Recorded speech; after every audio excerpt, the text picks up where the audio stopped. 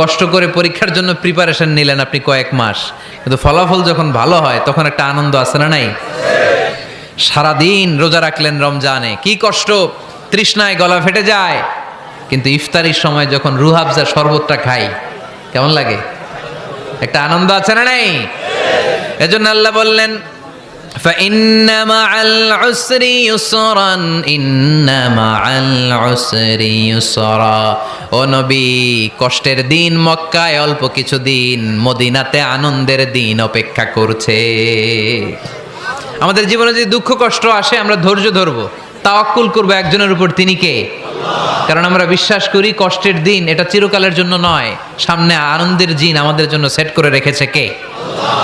তাহলে আমরা সূরাতুল ইনশিরাহ থেকে 3টা নেয়ামতের বর্ণনা শুনলাম, বিশ্বনবীকে কি সান্ত্বনা দেয়া হলো সেটা শুনলাম। এবার 2টা গাইডলাইন শুনে তাফসীর আমরা শেষ